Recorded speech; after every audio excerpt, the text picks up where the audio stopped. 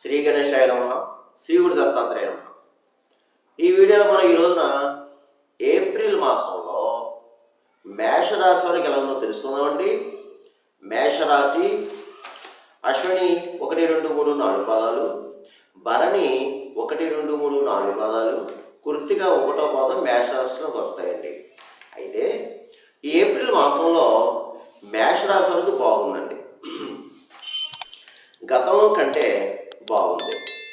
అన్ని విధాల, అన్ని రకాలుగా, అన్ని రంగాల వరకు బాగుందండి. గతంలో కాస్త కొన్ని సమస్యలు ఎదుర్కొన్నారు.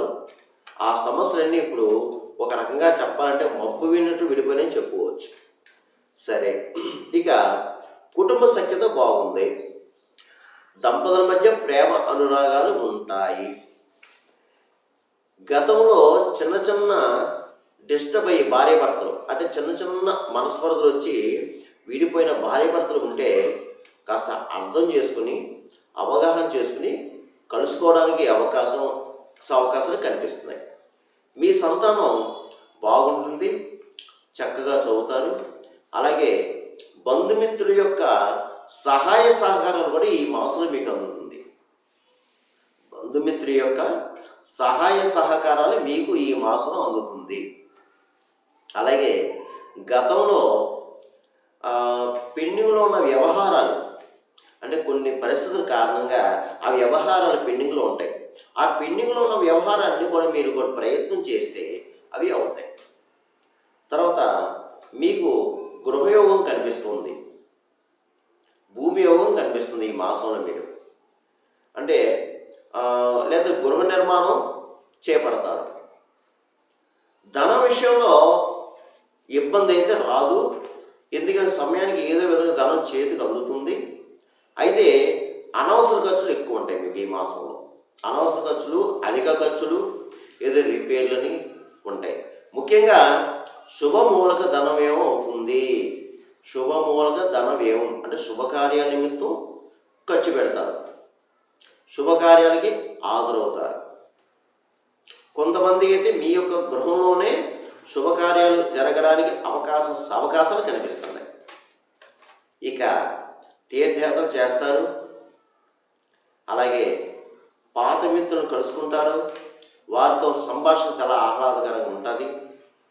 ఇక ప్రభుత్వం సంబంధించిన వ్యవహారాలు కూడా మీకు ఈ మాసం ప్రయత్నం చేయండి, మీరు అవుతాయి.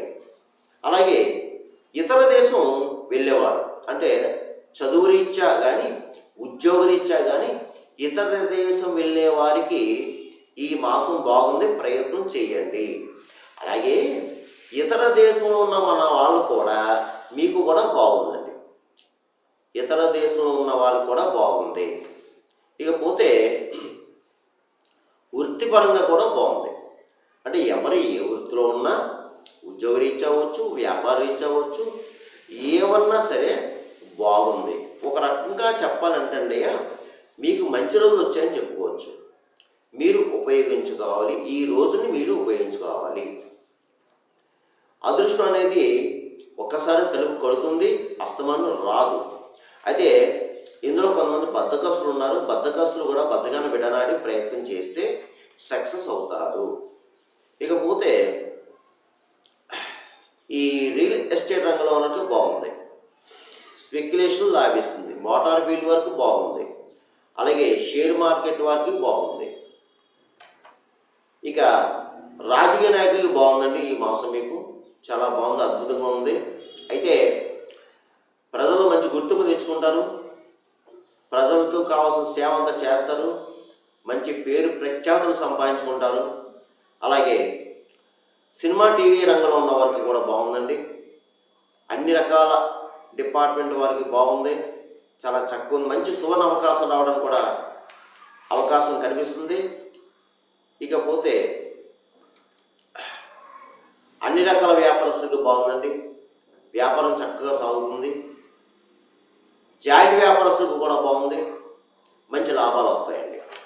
ఇక ఉద్యోగస్తుల విషయం వస్తే ప్రభుత్వ పరంగా కానీ ప్రైవేట్ పరంగా కానీ ఉన్న వారికి బాగుంది. ప్రమోషన్స్తో కొన్ని బదిలీలు రావచ్చు. స్థల మార్పు కనిపిస్తుంది. అయితే పై అధికారులతో ప్రశంసలు పొందుతారు. మీరు తోటి ఉద్యోగులు కూడా మిమ్మల్ని గౌరవిస్తారు. ఇక విద్యార్థులు మాత్రం చాలా బాగుందండి. చక్కగా చదువుతారు, మంచిగా పరీక్షలు రాస్తారు, మంచి మార్కులతో పాస్ అవుతారు. ఇక వివాహంకాయ అమ్మాయిలు అబ్బాయిలు కూడా ప్రయత్నం చేయండి, మీ ప్రయత్నాలు ఫలిస్తాయి. అయితే నేను చెప్పినవి రాశి ఫలాలు, ఈ ఏప్రిల్ మాసంలో వచ్చే రాశి ఫలాలు కొంతమందికి జరగచ్చు, కొంతమంది జరగకపోవచ్చు. అందరికీ జరగాలి అని రూల్ లేదు, జరగకూడదని రూల్ లేదు. ఎందుకంటే చాలామంది కాల్ చేస్తున్నారు, గురువుగారు మీరు చెప్పినవి జరిగినాయి అని కొంతమంది, జరగలేదు కొంతమంది కాల్ చేస్తున్నారు. నేను ప్రతి వీడియోలో చెప్తున్నానమ్మా, దయచేసి గమనించండి. మీ యొక్క జన్మజాతకం బట్టి ఆధారపడుతుంది. ఎందుకంటే ఇది ఒక జాతకం, ఈ యొక్క రాశి ఫలాలు 40% పనిచేస్తుంది, మిగతా 60% కూడా మీ జన్మజాతకం. మీ జన్మజాతకం, జన్మ లగ్నాతో ఆ యొక్క గ్రహాల యొక్క ఉన్న పరిస్థితి, జరిగే దశ, అంతర్దశ, ఇవన్నీ కూడా ఆధారపడి ఉంటాయి. అందు గురించి మీరు గమనించండి. ఒకవేళ సందేహాలు ఏమైనా ఉంటే కింద నెంబర్ ఉంది, మా ఆఫీస్ వాళ్ళకి నెంబర్ కాల్ చేసి మీరు అపాయింట్మెంట్ తీసుకుని మీ యొక్క సందేహం నివృత్తి చేసుకోండి అమ్మా. ఇక ఈ మేషరాశి వారు ఏప్రిల్ మాసంలో నేను చెప్పిన పరిహారం చేసుకుంటే ఈ మాసం అంతా మీకు యోగిస్తుంది. అది ఏమిటి అంటే, ప్రథమంగా మీరు ఈ మాసం అంతా కూడా ఆంజనేయ స్వామి వారిని ఎక్కువ పూజించుకోవాలి. ఆంజనేయ స్వామిని ఎక్కువ పూజించుకోండి, రామాలయాలు దర్శించుకోండి. అందులో ఇది చైత్రమాసం. ఈ చైత్రమాసంలో ఈ ఏప్రిల్లో శ్రీరామనవమి జరుగుతుంది, సీతారాముల కళ్యాణం వైభవంగా జరుగుతుంది. ప్రతి విలేజ్లో, ప్రతి టౌన్లో, ప్రతి సిటీలో, లేదంటే లైవ్లో వస్తుంది మనకి, టీవీల్లో, ఫోన్లో కూడా చక్కగా తిలకించండి. ఏమాత్రం అవకాశం వెళ్ళి చక్కగా రాములవారి కళ్యాణం చూడండి అమ్మా. ముఖ్యంగా వివాహమయ్యే అమ్మాయిలు అబ్బాయిలు కానీ, అలాగే సంతానం లేని వారు కానీ వెళితే తప్పకుండా మీరు సక్సెస్ అవుతారు. ఆ సీతారాముల స్వామి వారి యొక్క అనుగ్రహం వల్ల మీరు సక్సెస్ అవుతారు. అలాగే ఈ మాసం అంతా మీరు ఆంజనేయ స్వామి గుడికి వెళ్ళడం, మంగళవారం శనివారం ఆకు పూజ, సింధూర పూజ చేయించుకోవడం చక్కగాని, అలాగే హనుమాన్ చాలీసా ప్రతిరోజు చదువుకోవడం, హనుమాన్ దండకం చదువుకోవడం, అలాగే రామాయణ ఎక్కడైనా ఉన్న భజనలో పాల్గొనడం, అన్నదానాలు కాండక్ట్ చేయటం, అన్నదానంలో పాల్గొనడం, ఇలా ఇవన్నీ చేసుకోవాలమ్మా. ముఖ్యంగా ఆంజనేయ స్వామి వారికి ఈ మాసంలో అమ్మ శనివారాలు కానీ, మంగళవారాలు కానీ, దేవాలయంలో కానీ, మీ ఇంట్లో కానీ నేతి అప్పాలు వడలో సమర్పించి పూజ చేసి ఆ నివేదన చేసి అది భక్తులకు అందరికీ పంచండి. ఇకపోతే మీరు ఒక మంగళవారం రోజున ఎర్రటి వస్త్రంలో కిలప కందులు దానం చేయండి అయ్యగారికి. అలాగే ఇంకా వీలైతే అవకాశం ఉన్నవారు ఈ మాసంలో, ఈ చైత్రమాసంలో చక్కగా మీ దగ్గర ఉన్న దేవాలయాలు అయ్యగారిని పట్టుకుని సుందరగణ పారాయణ చేయించుకోండి. సుందరగణ పారాయణ చేయించుకోండి. అది దేవాలయంలో కానీ, మీ ఇంట్లో కానీ అయ్యగారిని పట్టుకుని సంప్రదించి చేయించుకుంటే మీకు ఈ మాసం అంతా బాగుంటుంది. ఈ మాసం అంతా బాగుంటుంది.